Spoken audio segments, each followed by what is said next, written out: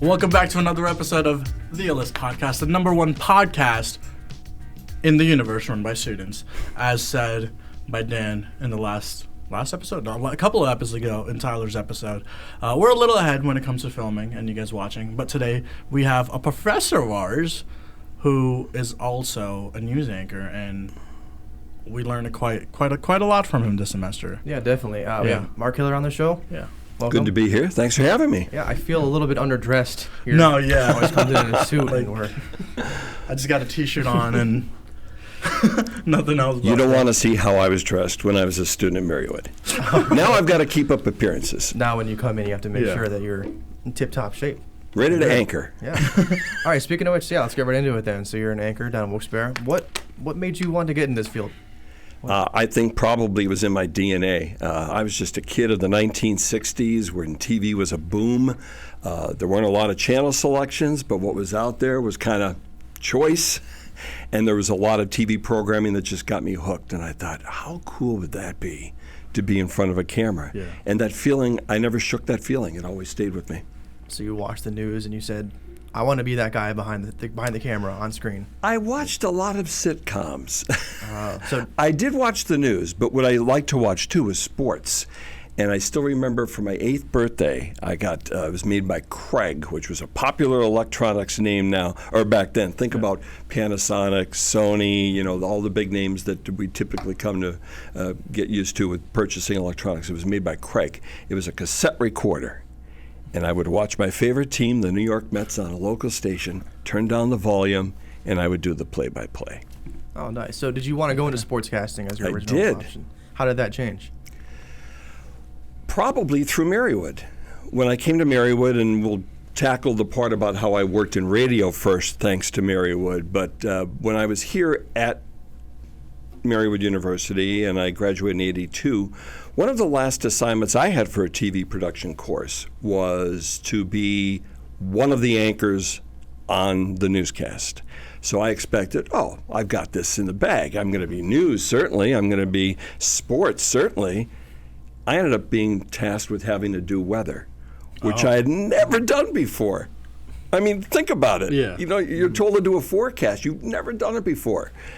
So I had a quick kind of bone up and figure out how a weather person does weather. And so I watched some local weathercasters at the time and did it for my finals grade. I think I got a B on it. Well, that works. It's good enough, right? It absolutely did. Yeah, B's are more than enough for degrees. But that was a good grade. A solid B. A solid B. Yeah, I should point out. What did they say? C's get degrees. C's get degrees. They do say C's get degrees. I mean, at this point in my college career, I'm just like, I'll take a D. I pass. Like, you know what? 65 is passing. I'll take it. Whereas where I was like, when I came into college, I'm like, it needs to be a 90. Now I'm just like, I have so much work. It's just like, I know I'm behind. And this is probably not a good thing to say. He's my professor. Like, me saying I'll take a D, man, it's probably not a good thing to say. But it's like, after a while, it's just like, I've tried so hard in certain classes, especially like my English courses. It was like language and writing is so like a big part of it, and for me it's like English is my third language that I speak, and it's I had no idea. I didn't know that. What's your first two? First is Hindi, and then second to that is Punjabi, which is a language of the area where I was born in India.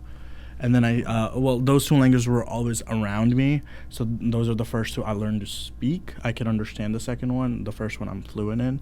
And then English was just something I had to kind of perfect after I moved to America in 2011. I had no idea. I didn't know that everybody spoke 3 languages. Yeah. That's crazy. May I flip the script? Yeah. And ask a question? Yeah. I hear a lot of times of people who have not been able to speak, they'll watch a sitcom or some popular American television program to learn their English. Was that part of the puzzle for you? Yeah. I watched a lot of TV. I watched Power Rangers, Pokemon, a bunch of different TV shows, and then I just picked up phrases, and from phrases picked up the American accent. Because now, I speak now, you can't tell, but growing up, I didn't have an accent. This guy, huh? Wow. I'm impressed. Thank you.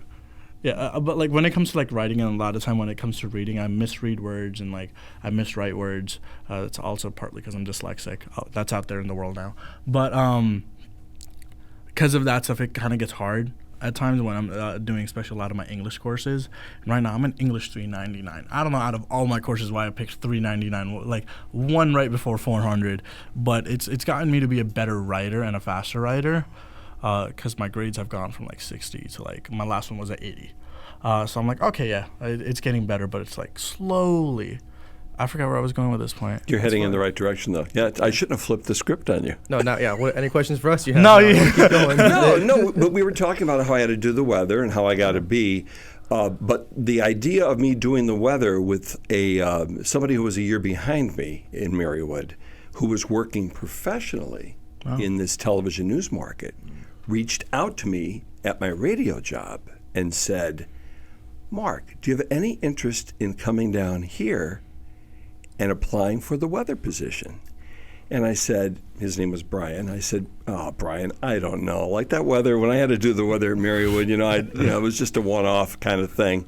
And he said, we've had several people audition for it down here, and they're not as good as you were when you did it for the finals project at Marywood. For a school project. For a school project. Yes. Yeah. Right. So I auditioned at WBRE in late January, early February 1985, and found out I got the job. I had the job offered to me. It was a weekend weather position at first, and then I worked some crazy numbers, 61 out of 62 straight days in television because they were lacking, their full-time weather person had fallen through. They ended up taking another job in Boston. And they had nobody to do the weather but me. So I was doing the weather 7 days a week. I worked 44 straight, got a day off to go to a Met-Philly game in Philadelphia. And then I worked 17 more, of course is right. I worked 17 more, so I worked 61 straight days, got the job full-time weather. But eventually I meandered toward news, which was sort of where it all started with me when I worked in radio, because I did news and on-air DJ type of things. Yeah, wow. Yeah. That's quite the course you took. No, there, yeah. That's going from weather into news. So that transition was all while you were working there. Did they slowly start putting on more news projects as you were going through, or how did that transition happen? One of the first things I did when I was working full-time in weather, and again, I'm not a meteorologist. I only played one on TV, as they say. I was tasked with a producer, would you go out and do a feature report about trick-or-treating? So I thought, how can I make this fun? So my father-in-law, who was a Scranton firefighter, used to get dressed up as a clown for various activities, community-type fundraisers, activities like that. So I borrowed his clown suit. I had a pair of original Air Jordans. Oh, how I wish I still had them now. and those were my big shoes, the red and black shoes, and I had the red nose and the whole bit. So I went out and did a whole trick-or-treat package. You guys have learned what a package is now. Yeah. It's a self-contained report, and it just airs. I pitched it to my package that night on the air, sans the clown face. I was cleaned up and ready for air at that point. But it was a lot of fun. That was my first story, but it was featurey. But I was bitten by the bug. Like I thought, oh my goodness, I would love to be able to do this, because other than just rip and read type of news reporting and radio, this was something where you could really get your hands dirty and create. Get in there, yeah. And that's what we talk about in class. Yeah, about doing those kinds of things. Yeah, especially after having this course, I was like, it'd be interesting to take a little bit like more interest into journalism and maybe look into that in the future. Because it's like when we did those reports when you would give us a police report, and we would have to come up with like a whole what word am I missing? Like a script for it. We had to come up with a script for it. Like at first it was like hard, but then I was like, oh, this is like very entertaining. I like it, and it's like so I was like, maybe in the future at some point I'll look into something like journalism in a way. I think that's a good idea. You know what else is a good idea? Probably if I do this, because every time I turn away toward the camera, I just realize I'm turning away from the microphone. I should have picked up on that a little sooner. That's okay. I don't need them to talk. I just need them to read and talk. I was like, wait, My glasses fell, but no big deal. Oh, Yeah. good. We're more conversational anyway, so No, yeah. looking around doesn't matter what you're doing. We're all No, yeah. relaxed here. Like, and if you watch one of our any one of our last episodes, we use Daniel as our voice of knowledge and logic. Daniel's behind one of the cameras here. Yeah. I mean, the viewers know him because Dan always has something to say. Does he make a cameo one way or another? It's usually a voice camera. It's all right? yeah. So yeah, it's voice only. We hear a knowledge, we hear a fact, and then well, now people know what Dan looks like. Oh, But yeah, we normally get a fact from Dan, and then we just continue on. But yeah. Yeah, Thanks for hopping on, Dan. Dan is Thanks just- for being the voice. Just cashed in his anonymity. So Maybe if I'll put on the glasses, maybe it'll make the conversation smarter. Who knows? there we go. No, these are readers. I should keep mine on. These are readers, so I want. that's fine.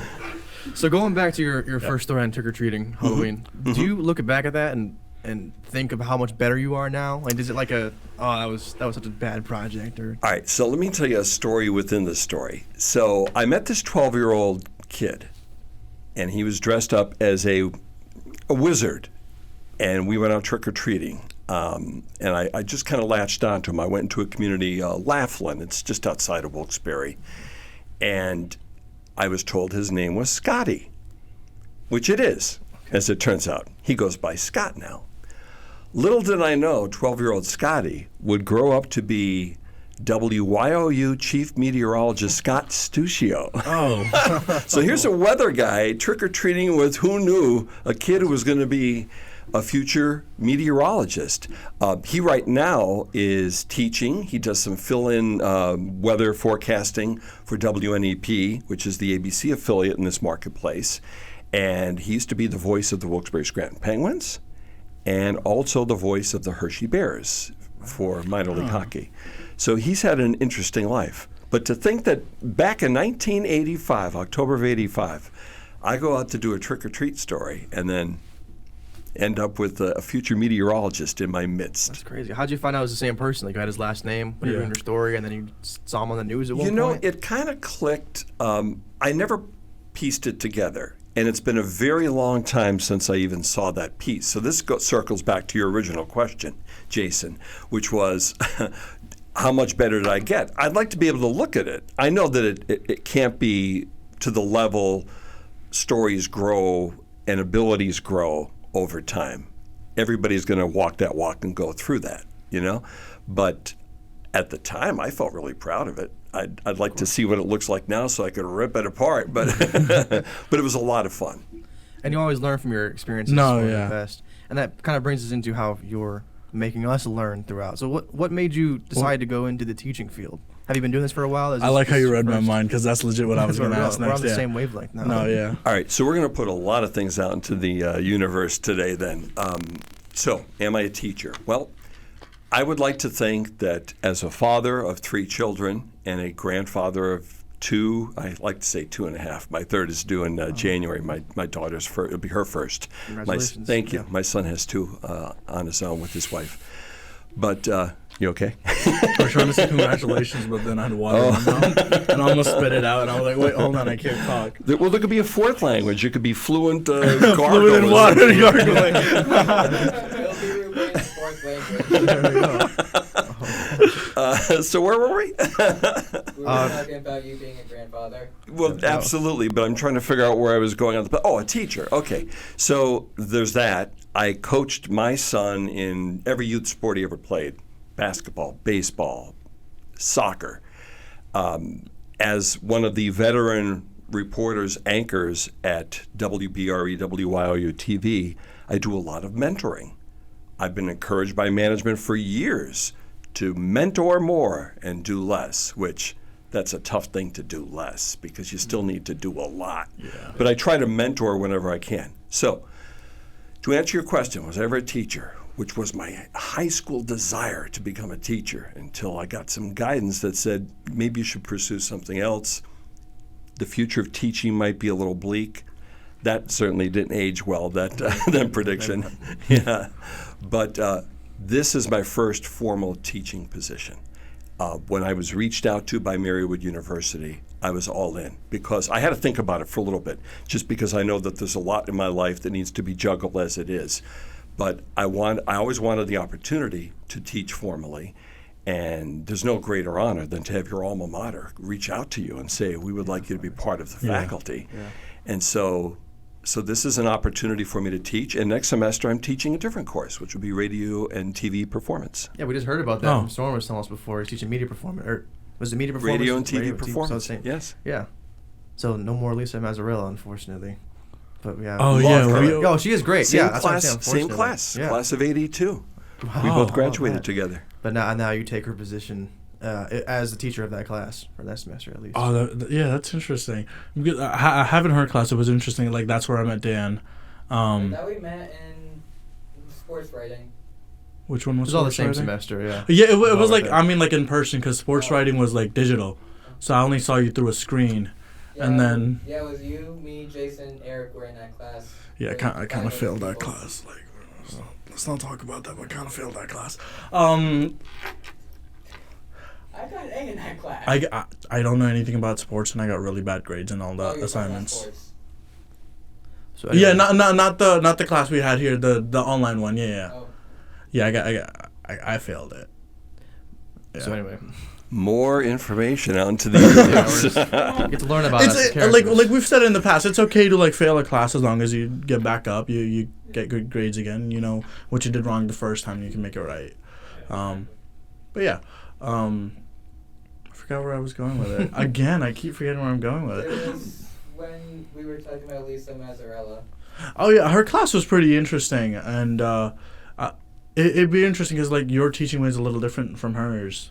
At least I believe so, because hers were a lot of like straight up into practical, whereas we learned at first and then went into practical. We would like go into practical first, and then she would tell us what we did wrong, and then we would try to fix it. And then there was like a.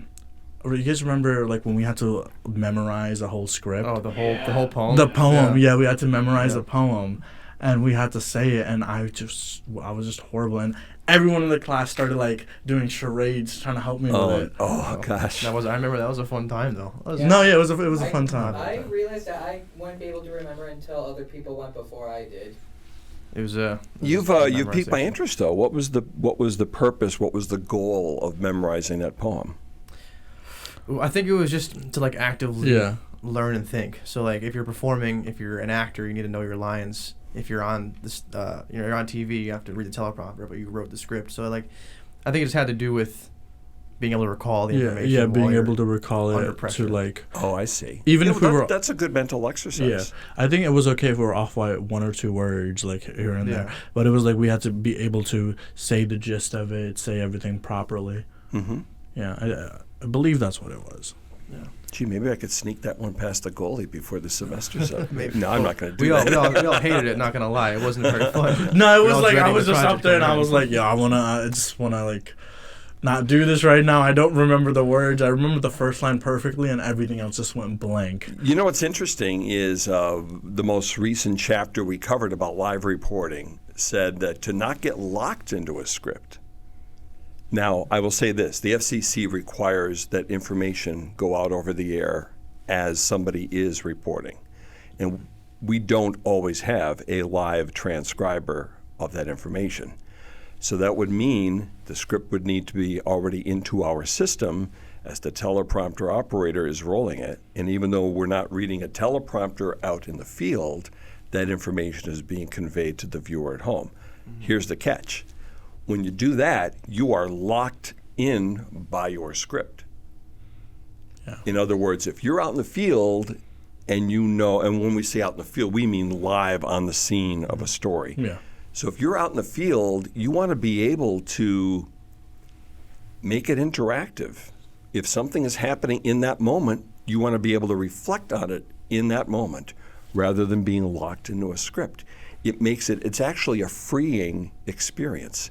It makes it easier to be a better communicator than to be locked into a script. But again, I preface that by saying the FCC does require information so that anybody who is relying on closed captioning can understand what is happening in the moment. So it's kind of less personality and more Yeah. formal. You say you need to know, which makes sense for everyone who maybe can't hear as well. By personality, I would say more dynamic. Okay, yeah. Yeah, but it allows you to think freely and to respond to what you are seeing versus maybe what you had earlier seen and you typed it up or banged it out on your phone and then sent Yeah. it back to the television station. I see. Okay. Yeah. So I feel like that kind of brings up a point where not being as dynamic on screen, it might be less engaging to the viewer. Do you think that the decline in viewership first of all, have you seen the decline of viewership of broadcast news? Industry-wise, we have, yes. And what kind of effect has that had on you personally as a reporter, as an anchor in a sense? Perhaps we look a little bit closer at the metrics as to actually who is watching, or better yet, how we can encourage people who aren't watching to watch by maybe catering to that crowd. People generally around my age or older, they are pretty solid viewers. But the thinking sometimes is, in order to bring in a younger crowd, we need to do stories that maybe are geared toward their concerns, what resonates with them. So that's how it would change. But as far as the basic fundies, the fundamentals, they're still the same. You still want to be a good communicator. You want to be, first and foremost, get your facts right. Yeah. I always say we're in the we're in the fact business. We make facts. We don't make up facts. We make facts. We've got to put that information out there that it's reliable so that viewers can depend on you. And that is also something that I hope that you take out of this course. Yeah, they say that a journalist, but also that encapsulates everything. They're only as good as their word, and they're. I'm trying to think of it on the spot here. It's like, if you're dependable, then people will rely on you. But yeah, you one lose your slip up, kind of credibility. Yeah. If you're not. Gospel. Yeah. Trust is a must in that way. It absolutely is. And and as a reporter, you're only good as your last report. I don't like when my last report before a 2-day break is not a good one, because it haunts me. It's the type of things that keep you up at night. Really? That you just, I'm a perfectionist, which is probably a good thing to have in your system, your DNA, but it's not a perfect world. No, and even I'm a perfectionist. I think a lot of us consider ourselves perfectionists. You want the best possible project. And in a creative field like this, I feel like it's very hard because there really is no perfect. Yeah, you just need to get it perfectly to your vision. It's like when I envisioned us like doing this podcast, this is kind of like what I envisioned. Like we had a audio engineer, we have some camera personnel, and we have us on here, and like kind of like we did a couple of revamps of the set. Originally, this was this is a classroom that was just used by anyone, but this was set up in a classroom position. We would Jason would come in early because he's the only one of us with access here. I should have access soon. Nice. Just for the team to know. Yeah, we would come revamp this set and then like redo it each time, and it was just like it was 3 tables at first, and then it just turned into Jason one day just being like, you know what, let's just redo the whole thing, and if we get yelled at, we'll figure it out then. We found out through Ernie that it's not being used this semester as classroom. So we're the only ones that come in and out. So I said, why build it and then redo it, and let's just take everything we have and try to make it the best we can. Yeah, so like most of the stuff stays here. And the other day, Ernie let me in here. I felt really happy about this. I told Jason, Ernie let me in here, and then because we tore everything down, he goes, "Where's the stuff?" I go, "What stuff?" He goes, "Where's the podcast setup?" I go, "Oh, it kind of makes me happy to think like when you look at this room, you're like, oh, it's the podcast room, in a way, because it's like." This was just an empty classroom that no one used before that. It's like there's so much happening, and it's like the cameras need to be in the perfect spot. Like the lighting needs to be absolutely amazing, and it's like if the lighting's a little off, I'm like, dang it! I love what we talked about in that episode.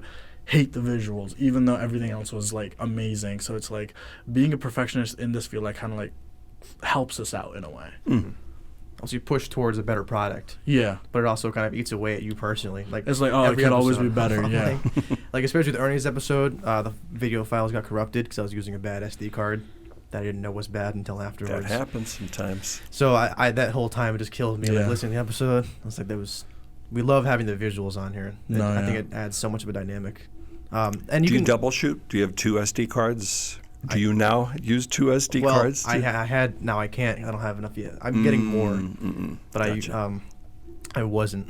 That was the problem. May I tell you a horror story? Let's go for it. I didn't shoot it, but I was chosen to represent our television station at a conference in Orlando, Florida, to accept the award for Children's Miracle Network Television Station of the Year. Out of 55 TV stations, ours was declared the winner by the amount of money we raised, by the amount of awareness we spread, several other factors. So the company that owns WPRE and WYOU, who I was representing in Orlando, Florida, the company owns a lot of television stations. I mean, a lot.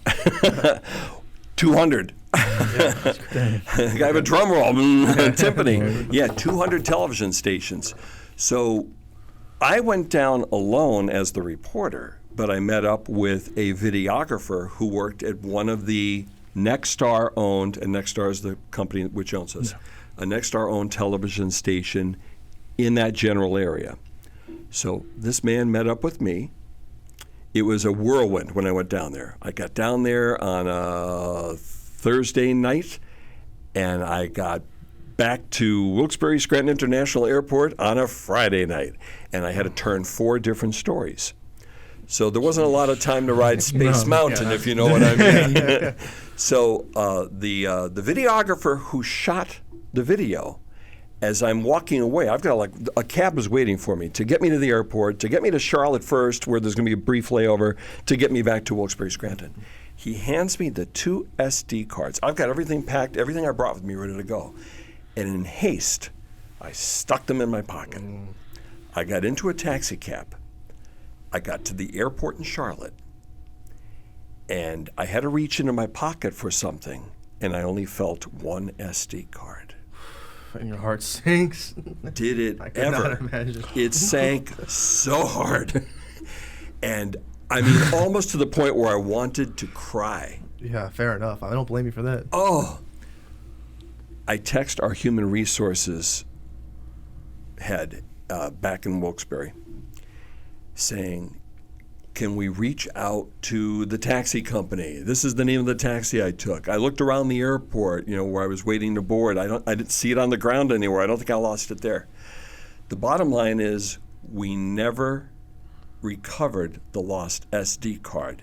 That's the bad part. The good part, the videographer double shot it. Oh, okay. So everything that was on the lost SD card was on the 1 SD card I was holding on to.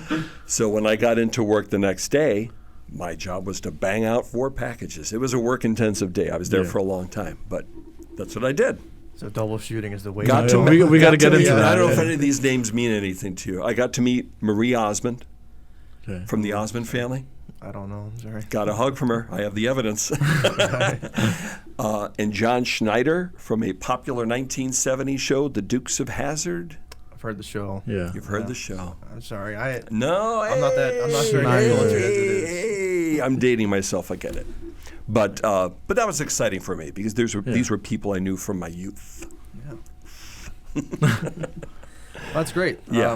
Let's take a little break. So SD cards, nice to be able to double shoot things. No, Of course. that is something, definitely a lesson we will take. But you guys know the drill. We'll be right back after this advertisement. What's up? We're taking a little advertisement break to tell you about The Woodward. The Woodward is the on-campus publication for Marywood University, and I have to be careful to say publication. I always want to say newspaper, but they are entirely digital. Yeah, they used to be physical, but now they're all digital. They want to save the trees, save the turtles. Yeah, so now it's all online. It's on thewoodward.org. Check us out. I'm part of the staff. I'm a photographer there, but it's mostly writers that talk about Marywood events, but they also talk about things outside of Marywood. They talk about the community, the Scranton community as a whole. Talk about pop culture. They give reviews and opinions on movies and TV shows and such. And the great thing is that it's run by the students. Yeah, it's like the writers are students. The editor-in-chief is a student herself. Yeah, Ellen Franz, she's great, and she has the final say on what goes out and published to the website. Yeah, but it's like an actual, we're like in an actual company where you're working and you want to produce something. It has to be run by the editor-in-chief. And the amazing part is it's one of the students. There's a newsroom. We meet every week. We have a weekly budget. We talk about what stories we're going to be out. The photographers get a chance to talk about what kind of stories they want to do. There's good communication with the writers and photographers. If you want to be a part of it, you can contact Ellen France. Her email will be in the description. Or if you just want to read about it, thewoodward.org. Yeah, thank you. Like it's weird, like how we were just having a conversation off camera, and it's just like that's kind of like what we want the podcast to be. Where like it's just full on conversation. Hopefully, we could get that with Sister Mary. Yeah. I will be surprised if we can. Because we want the personality out of the guests. We Yeah. don't want them to sit there and answer the Be like, questions. We yeah, want I'll to answer see questions. who you are. Do you offer this both with and without video? Yeah. Yes, this is on. We have audio only on Spotify, and We also do offer. We didn't offer it to you. I'm sorry. We Yeah. know that you love the cameras, but we do have an audio only for people who might not Yeah. want to be on video. Oh, I see. I So- see. Yeah. Yes. and then audio only still goes up to YouTube, but it's just only audio. Gotcha. And unfortunately, we're forced to do that with Ernie's episode, as we discussed. Yeah. Double SD card. That's the new It's way. too bad. I don't know. Do podcasts? I'm not a big consumer of podcasts.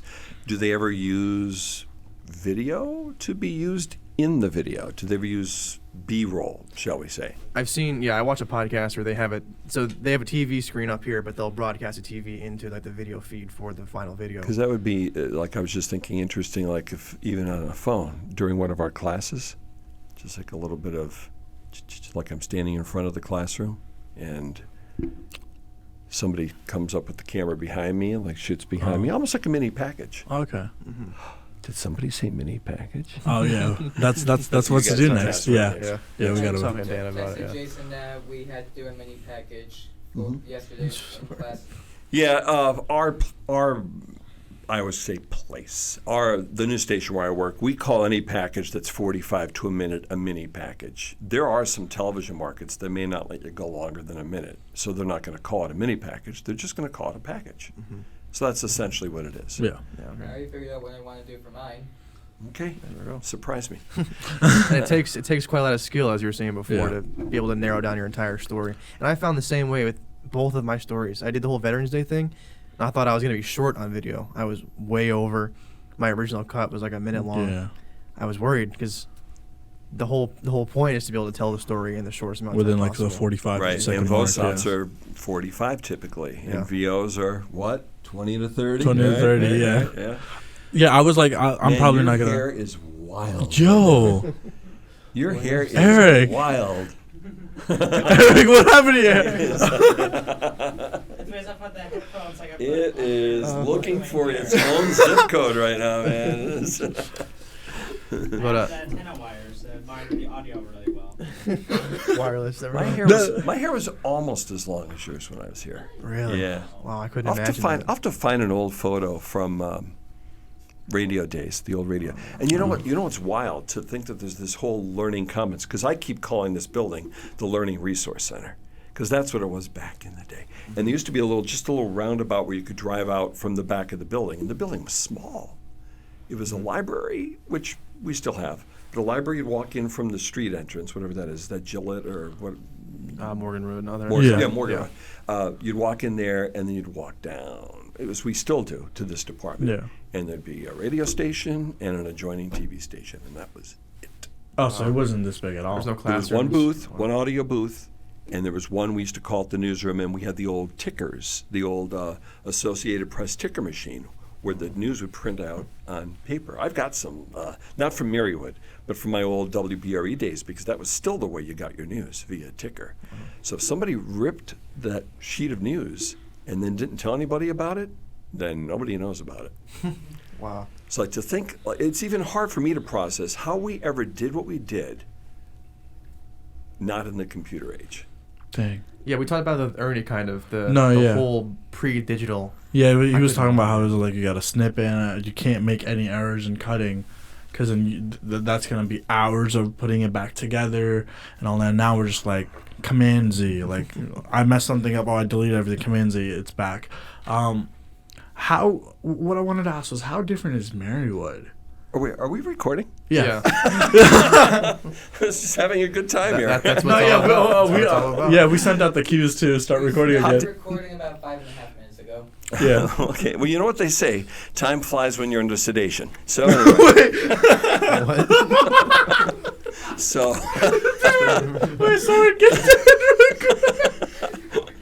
Oh my goodness! All right, I'm checking back into this conversation in this podcast.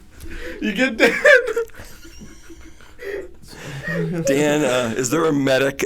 We need help for we need Dan. another crew member here for that. Yeah. So have you been to Marywood since you were a student? I will say, because my daughter attended Marywood from 2011 to 2015 and got her degree here, I have been on the campus, and I got lost the first time I came back during that because, oh my, Marywood, how you have grown. Yeah, it's just amazing, the changes to the landscape of Marywood Universities. Yeah. It's pretty amazing. What are the biggest changes you noticed when you first came back? You got lost. How'd you get Well, lost? first of all, the House Yeah. of TV Marywood in 91.7. There we go. Yeah. Hey! Yeah. 91.7, yeah. It's all coming back to me now. There you It's go. all coming back to I me think now. they changed it. There was something else. I think it used to be 91.5. Yeah. 91.5 before. Yeah, and then this was to 91.7 because our range increased. So that's good. Nice. Yeah. Yeah, when I first did radio here, it was a 10-watt station. That Dang. means. Not the much smaller range. Yeah. And now, what are we? I think 100. Are It we was 100? a lot bigger than 10. Yeah. We're 100 now. So there's Oh, that. 150, yeah. Now, I don't know when that change occurred, but there was that. Mm-hmm. That certainly changed from the time I was here. The equipment that TV Marywood has is top notch. Yeah. And that was really a trend that started even shortly after I graduated in 1982. I was dating somebody who was from the class of '83. I'm not going to say her name; she broke my heart. Don't have to. But We all have a couple of those. but oh, don't we though? But the that's a whole other episode, Dan. But Dan, bring out the tissues and tubs of ice cream, and I'll be here but for a I while. saw firsthand. Eric's weighing in now. We're in trouble. But I saw the changes in 1983, the year after I graduated. I saw how the equipment had ramped up and was better than what was being used even professionally in this television market. So what you've got can go toe-to-toe with pretty much the equipment that is used. Especially down in the the studio. TV industry. Yeah. They have Yeah. the real. Absolutely. real- No, yeah. Yes, indeed. Yeah. And it's So like, those are big changes, and then obviously just how the campus is built up, Yeah. and what used to be, as I said, the home to the TV and radio stations here. You know, you'd enter in from Morgan Road into the, or did we already circle this? I don't know what was recorded and what we No, were saying yeah. off camera. Did we cover this in Yeah, the yeah, podcast? yeah. Are All right. we working here? Come on. so Next question. you got it. So, Wait, I got burned. so you said that your daughter went here from 2011 to 2015. I think this building was finished in 2015. Is that true? That sounds so right. Were you in here while she was going? Nope. So when you first walked in, I think the 2015 part of finishing, maybe it did finish in the spring semester of the 2014-15 calendar year. Maybe it did, but I I was didn't still see under it. construction. I didn't see it. It might have been the fall. Yeah. So was your first time down here when you came to teach? Yes. And what were your thoughts coming through? Yeah. Because you hadn't been down here since you were a student here. Right.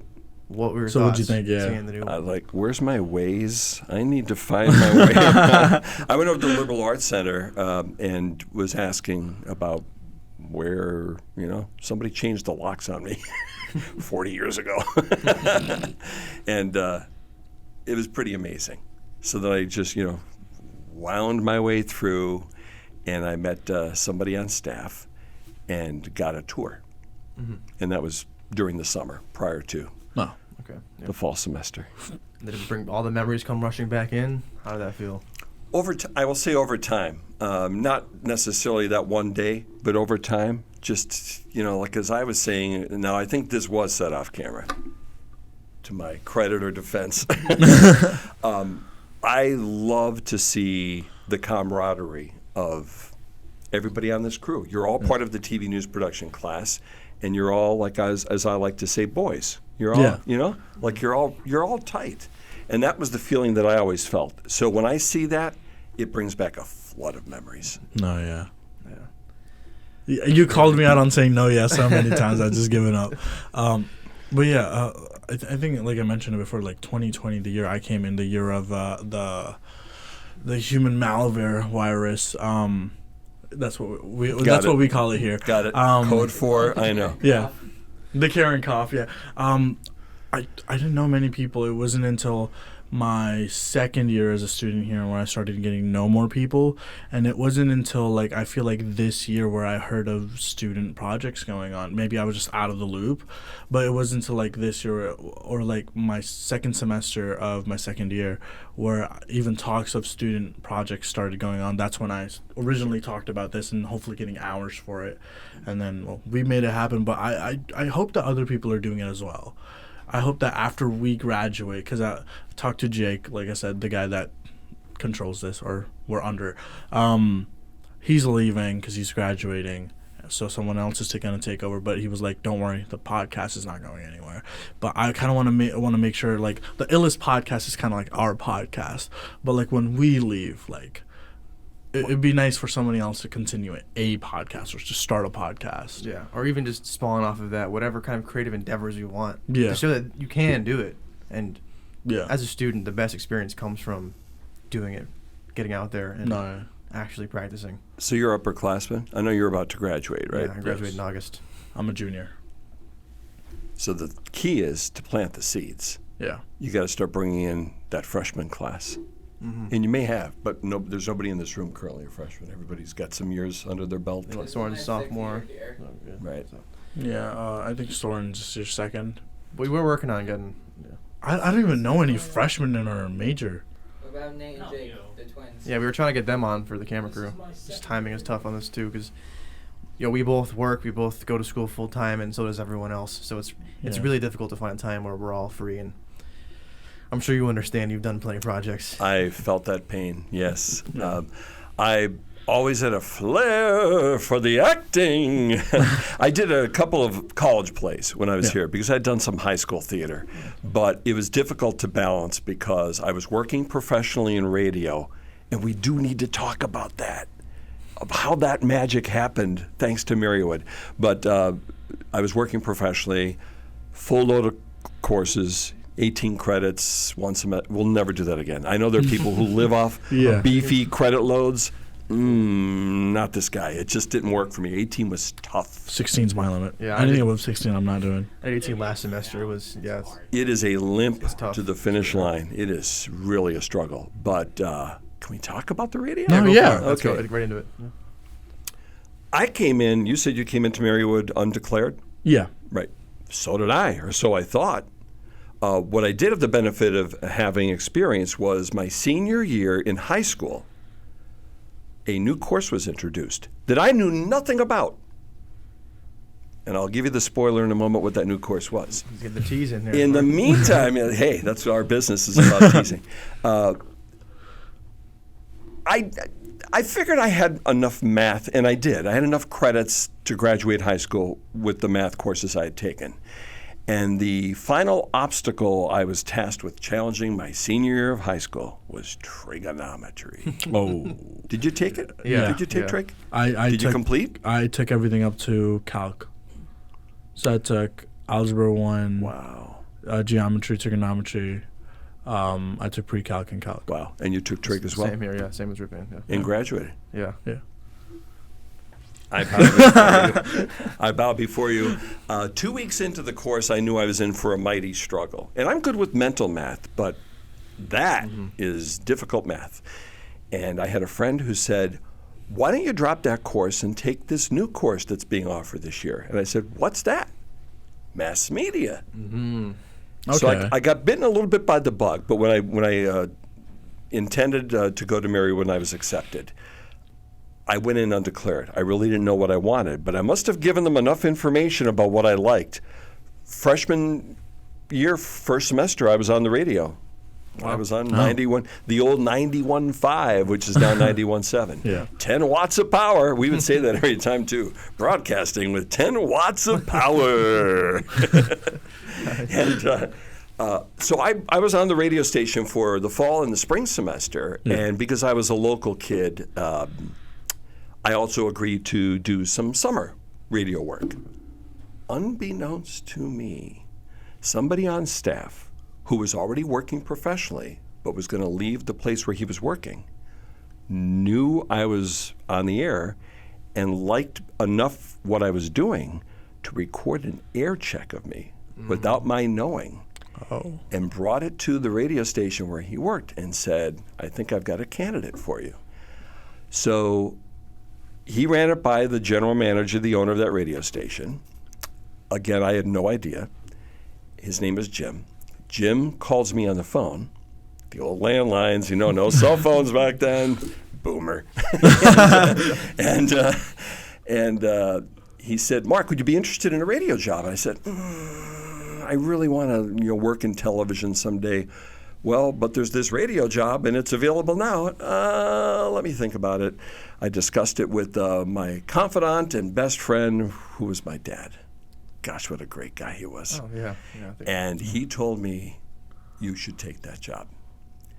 How the future of me would have changed radically had I not taken that job.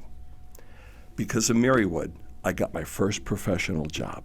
Because of my first professional job, where I worked for 6 years, I've been working now for almost 38 years in a television station that's in my hometown. I've never had to move. You don't know what kind of a blessing that is. What you trade off and where you could have bumped up your salary through the years by going to a higher market, you have the benefit of working in your community, your home, where your family is, where all your lifelong friends are. You know, I thought smaller, and it's great to have big visions. This is what worked for me. Yeah, and that's what And it did matters the work for most. me. Yeah. You're so connected with everyone too. You have all the Yeah. stories, and all the backstories too.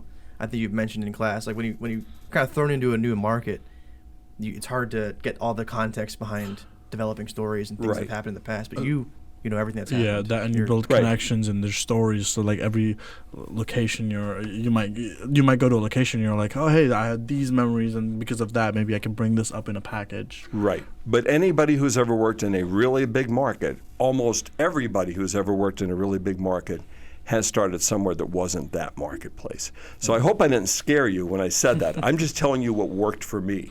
Yeah, that's what matters the most. Yes. No, yeah. I'm down to move to Mars. The first podcast on Mars. But no, I've kind of accepted that I would probably have to move around a bit. But like being is that I live 20 minutes out of New York City, like the heart of New York City. It's like I feel like I might not have to do that. I might get lucky, but at the same time, I would experience moving around. Maybe go to Vegas, Los Angeles, or something for a bit, build stuff there, and then maybe come back to New York later on. The nomad, wherever the job takes you. Yeah, You know where you're I go where it takes me, man. I mean, coming to this college was a 5-minute Google search for me, so it's like it was a 5-minute Google search. I thought the campus was pretty, and there were like private bathrooms, and I'm like, I'm sold. May I just say how pretty this campus is? It really is. First of all, Yeah. I was a student here for 4 years. I never saw deer on campus.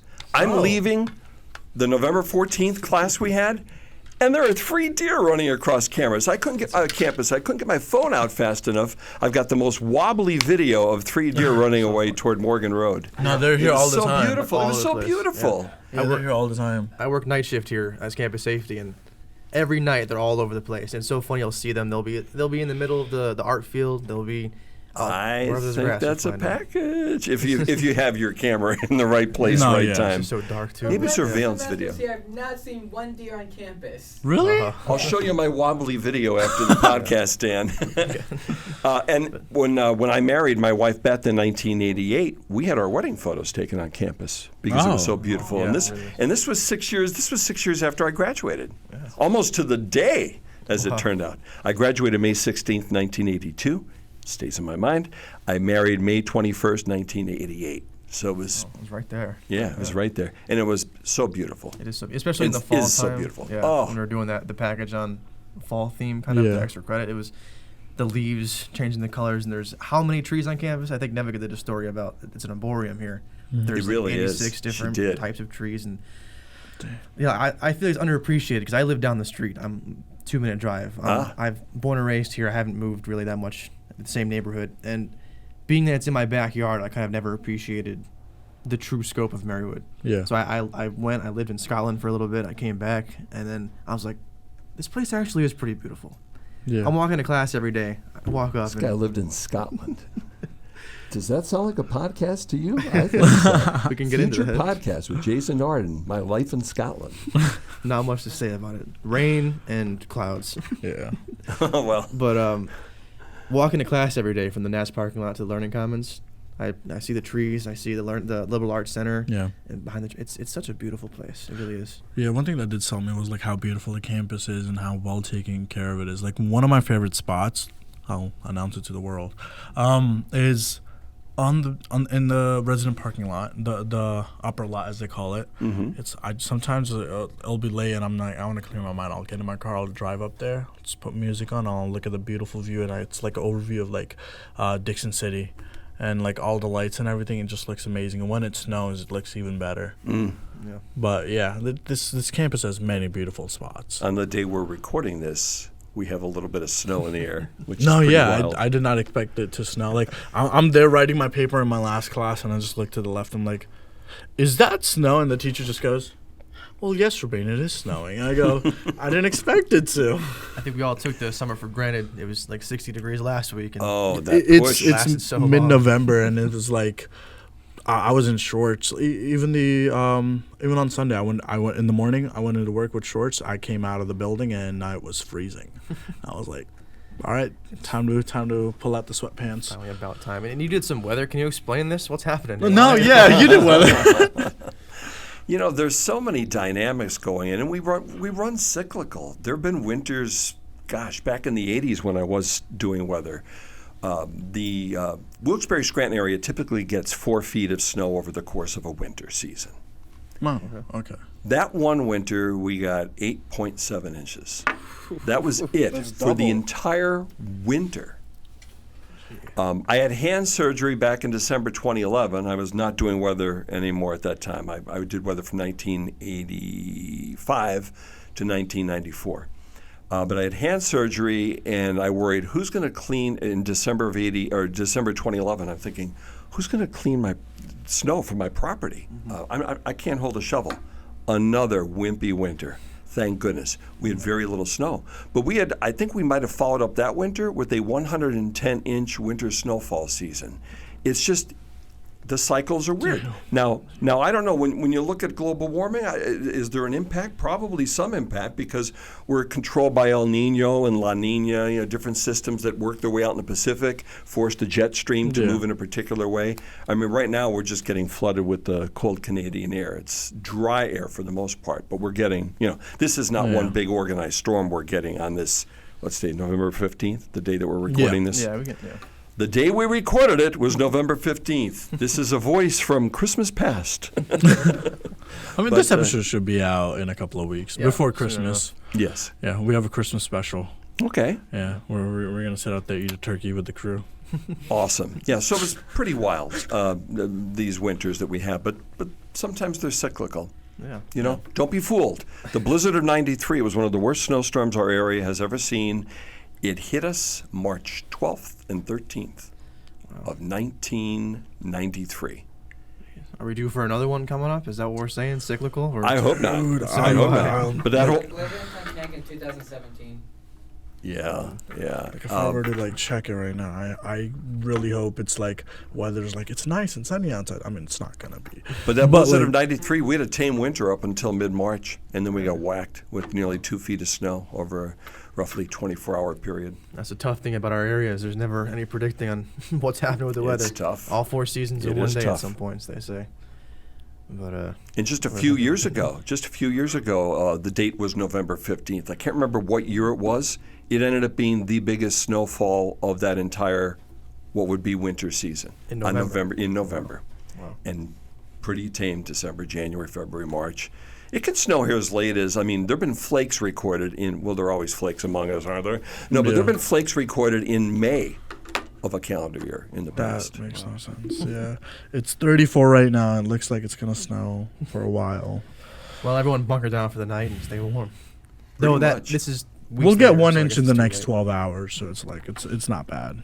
Not bad. But I hope you have a safe drive home. We're gonna wrap things up here. Yeah. It's been great talking with you guys and seeing you in some place other than the classroom. The classroom, yeah. I'm in your room now. I'm in your house. Yeah. Oh yeah, this Thanks for is coming this is down. our room. Yes. But, yeah. Yes. Well, yeah, it was a fun conversation. Thank you for Thanks. making the drive up to Glad to. come on here. Glad to. Thanks for having me.